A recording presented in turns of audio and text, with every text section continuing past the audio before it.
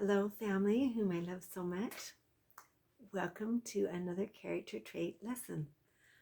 We're talking about a certain character trait. Do you remember what our last lesson was about?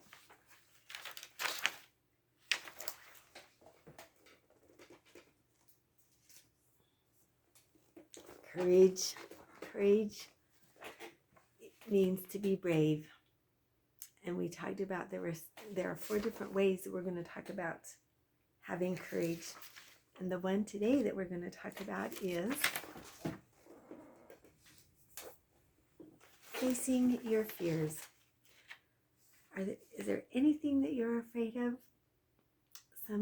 I'm afraid of snakes. We talked about that already. Some people are afraid of spiders. My mother was scared to death of mice. Even if we had a little stuffed mouse and we would tease her with it, she would just, ah! Some people are afraid of the dark. Some people are afraid of crowds. I have a friend that can't go outside out in big crowds because that fear is so strong in her. Some people are afraid to get up in front of crowds and speak. There are many different kinds of fears. Think in your own mind.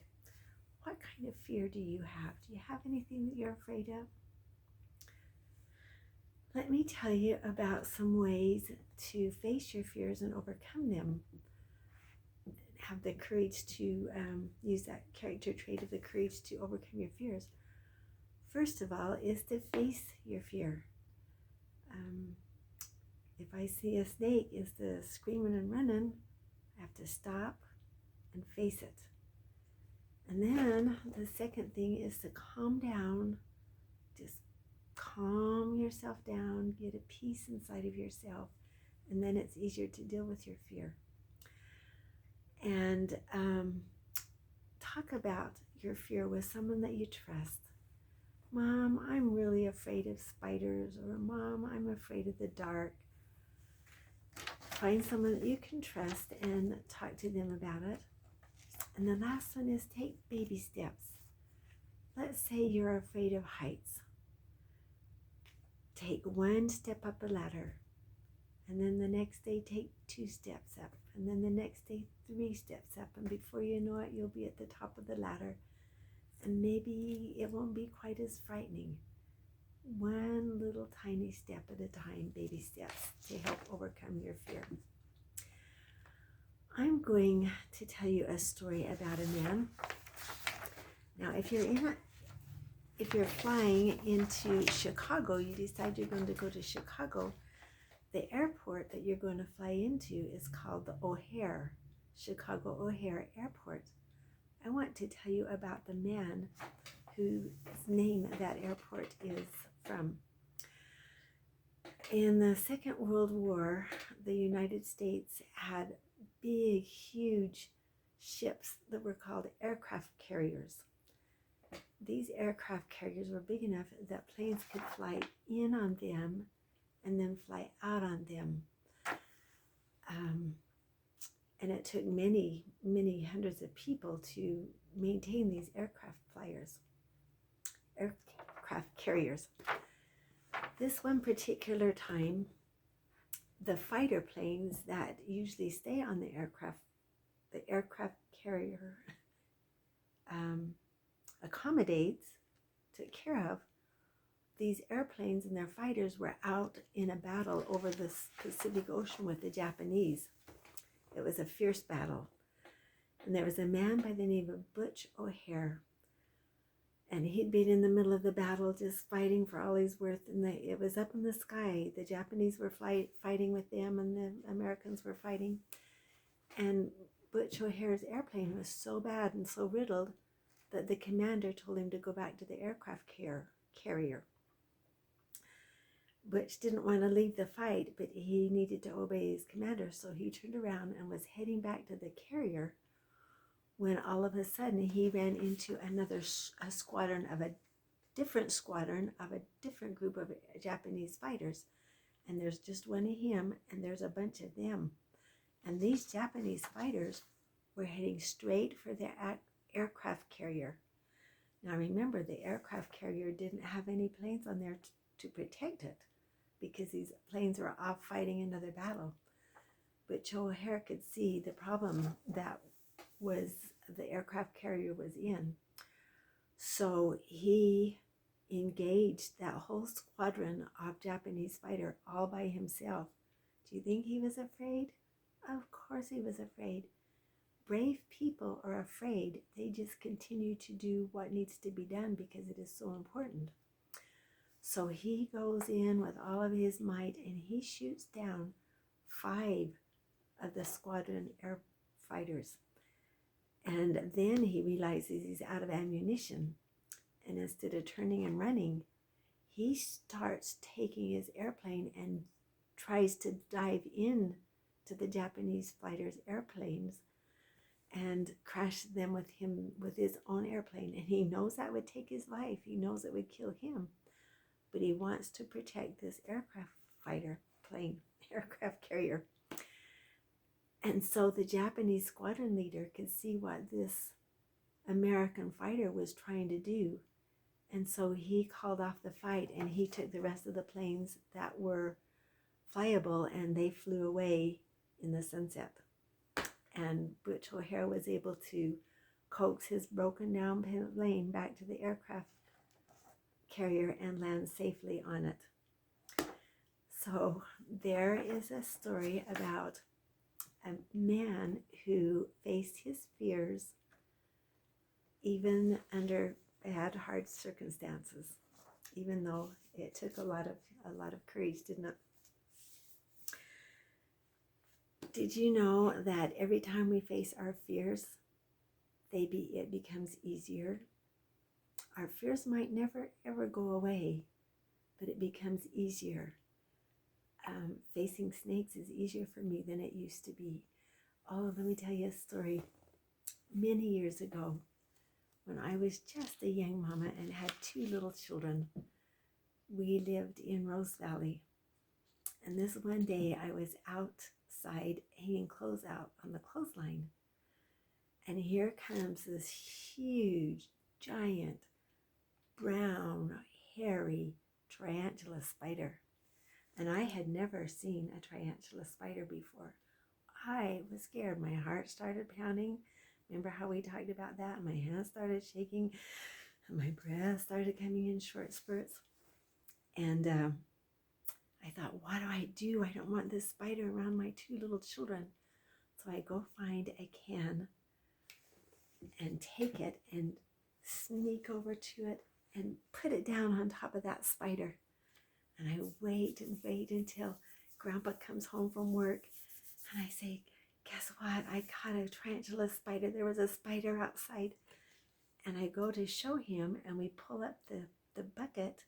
And guess what? The spider was gone. I didn't know that tarantula spiders could dig. But I was just so scared. But every time the next few times I saw tarantula spiders, I faced that fear. And now today, they don't bother me a single little bit. I look forward to seeing tarantula spiders. So as we face our fears, it becomes easier for us, even though it might not ever go away. You might be able to climb 3 steps up the ladder and then pretty soon all the way up to a ladder. Actually, speaking of that, I just remembered a story about a grandchild that was helping us when we built this home that we're in. And we were working on the roof. We were putting the big boards on the roof before we had to put up the shingles. And as I was watching this grandchild, I realized that he was afraid of heights. But he never said anything. He just took his hammer and he just courageously, carefully, quietly climbed up there and hammered those boards. So as we face our fears, it comes a little bit easier, even though they may never go away. Okay, I'm going to read you the most favorite book that I've ever read to you grandchildren. You have me read it over and over and over again. What is the name of the book? Do you remember? I'll bet many of you guessed it. It's called A Bad Case of the Stripes by David Shannon. This talks about a girl who was afraid to face her fear, afraid to stand up for what she liked, afraid to be herself. We'll talk some more about that. Camilla Cream loved lima beans, but she never ate them. All of her friends hated lima beans, and she wanted to fit in. Camilla was always worried about what other people thought of her, and we're going to talk some more about that another day. But I wanted to read this book today. Today she was fretting even more than usual. It was the first day of school, and she couldn't decide what to wear. There were so many people to impress. She tried on 42 outfits, but none seemed quite right. She put on a pretty red dress and looked in the mirror, and then she screamed. Do you remember what happened? Her mother ran into the room, and she screamed too. "Oh, my heavens," cried her mother. "You're completely covered with stripes." This was certainly true. Camilla was striped from head to toe. She looked like a rainbow.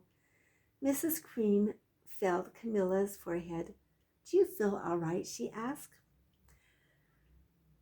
"I feel fine," Camilla answered, "but just look at me." "You get back in bed this instant," her mother ordered. "You're not going to school today." Camilla was relieved. She didn't want to miss the first day of school, but she was afraid of what the other kids would say. Remember that. She was afraid of the other kids and what they were going to say. And she had no idea what to wear with those crazy stripes. That afternoon, Dr. Bumble came to examine Camilla. "Most extraordinary," he exclaimed. "I've never seen anything like it. Are you having any coughing, sneezing, runny nose, aches, pains, chills, hot flashes, dizziness, drowsiness, shortness of breath, or uncontrollable twitching?"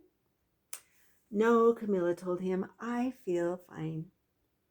"Well then," Dr. Bumble said, turning to Mrs. Cream, "I don't see any reason why she shouldn't go to school tomorrow. Here's some ointment that should help clear up those stripes in a few days. If it doesn't, you know where to reach me." And off he went. Do you remember what happens? The next day was a disaster. Everyone at school laughed at Camilla. They called her Camilla Corinne and Night of the Living Lollipop. She tried her best to act as if everything were normal, but when the class said the Pledge of Allegiance, her stripes turned red, white, and blue, and she broke out in stars.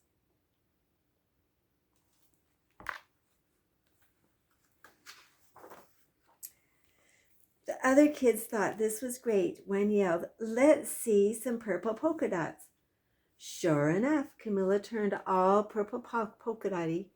Someone else shouted, "Checkerboard," and a pattern of squares covered her skin. Soon everyone was calling out different shapes and colors, and poor Camilla was changing faster than you can change channels on a TV.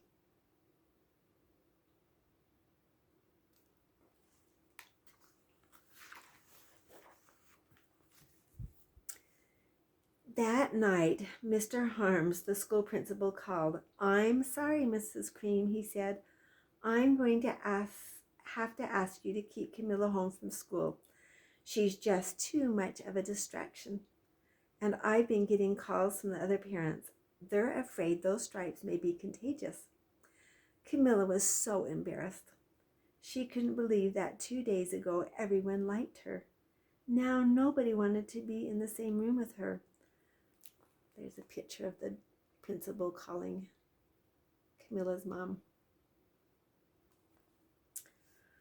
Her father tried to make her feel better. "Is there anything I can get you, sweetheart?" he asked. "No, thank you," sighed Camilla. What she really wanted was a nice plate of lima beans, but she had been laughed at enough for one day. She's afraid to be herself, isn't she?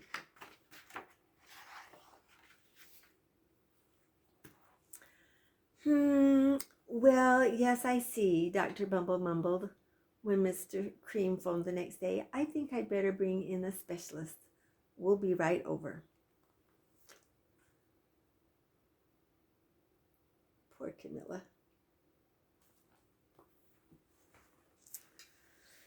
About an hour later, Dr. Bumble arrived with 4 people in long white coats. He introduced them to the Creams. This is Dr. Crop, Mr. Sponge, Dr. Cricket, and Dr. Young.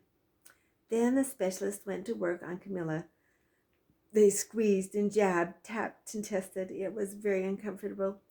Well, if it's not the mumps, concluded Dr. Crop. Or the measles, said Dr. Sponge. Definitely not chicken pox, put in Dr. Cricket. Or sunburn, said Dr. Young. Try these, said the specialists. They each handed her a bottle filled with different colored pills. Take one of each before bed, said Dr. Crop. Then they filed out of the door, followed by Dr. Crumble. That night, Camilla took her medicine. It was awful. When she woke up the next morning, she did feel different. But when she got dressed, her clothes didn't fit right. She looked in the mirror, and there, staring back at her, was a giant, multicolored pill with her face on it.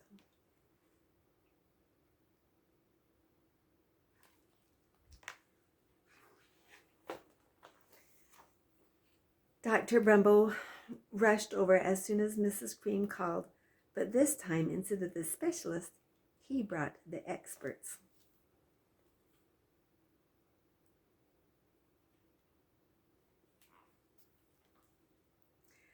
Dr. Gourd and Mr. Millen were the finest scientific minds in the land. Once again, Camilla was poked and prodded, looked at and listened to. The experts wrote down lots of numbers. Then they huddled together and whispered. Dr. Gourd finally spoke. It might be a virus, he announced with authority. Suddenly, fuzzy little virus balls appeared all over Camilla. Or possibly some form of bacteria, said Mr. Millen. I'll pop squiggly little bacteria tails. Or it could be a fungus, added Dr. Gourd instantly. Camilla was covered with different colored fungus blotches. The experts looked at Camilla, then at each other. We need to go over these numbers again back at the lab, Dr. Gourd explained. We'll call you when we know something. But the experts didn't have a clue, much less a cure. See all the little squigglies?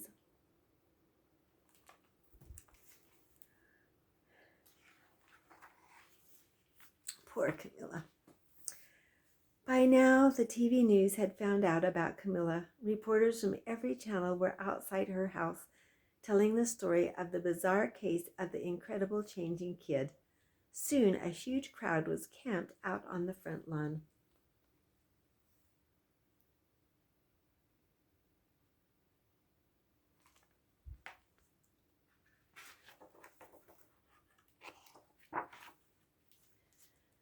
The Creams were swamped with all kinds of remedies from psychologists, allergists, herbologists, nutritionists, psychics, an old medicine man, a guru, and even a veterinarian. Do you know what a veterinarian is? That's an animal doctor. Each so-called cure only added to poor Camilla's strange appearance until it was hard to even recognize her. She sprouted roots and berries and crystals and feathers and a long furry tail, but nothing worked.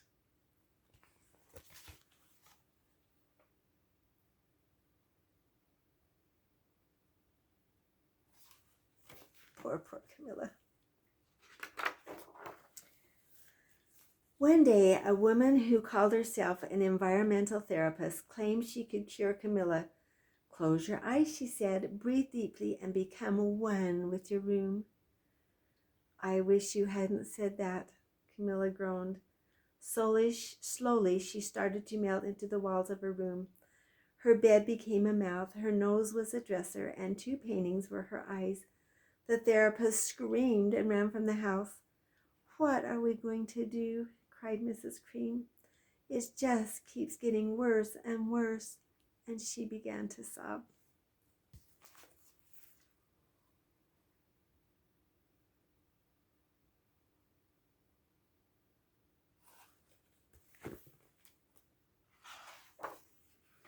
At that moment, Mr. Cream heard a quiet little knock at the front door. He opened it, and there stood an old woman who was just as plump and sweet as a strawberry. Excuse me, she said brightly, but I think I can help.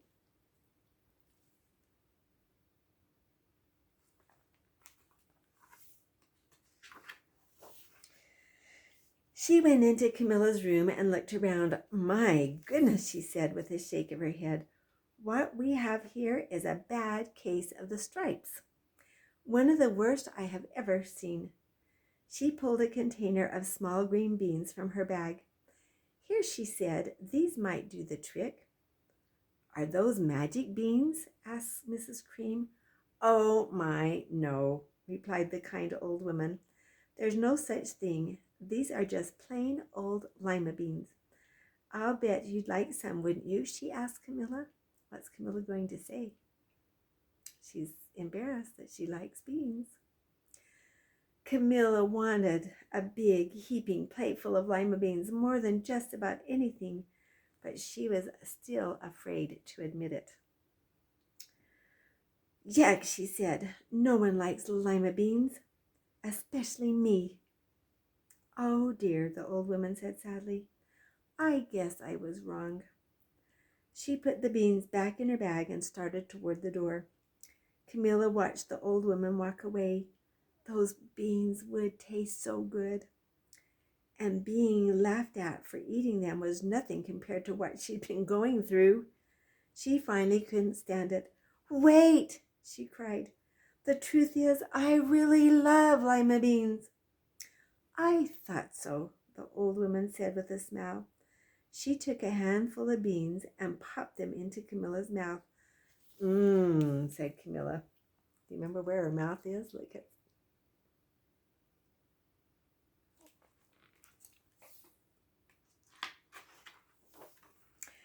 Suddenly, the branches, feathers, and squiggly tails began to disappear. Then the whole room swirled around. When it stopped, there stood Camilla, and everything was back to normal. I'm cured, she shouted. Yes, said the old woman. I knew the real you was in there somewhere. She patted Camilla on the head. Then she went outside and vanished into the crowd.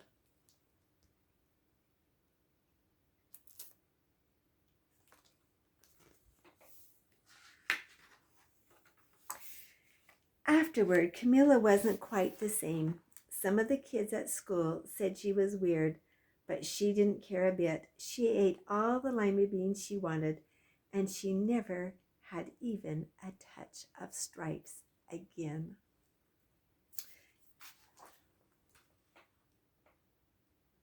See her ribbon in her hair? Okay, your assignment now before our next lesson is to have your family get you a can of lima beans and taste lima beans and see if you decide you like lima beans. So that's going to be the start of our next lesson, is to not be afraid to be yourself. Have the courage to be who you are, to love your talents, and to just be the best you can be. So let's end with our words that say, it takes courage to do the right things. And stand up for what is right, even if you have to stand alone. always remember how much I love you, and always remember how wonderful you are.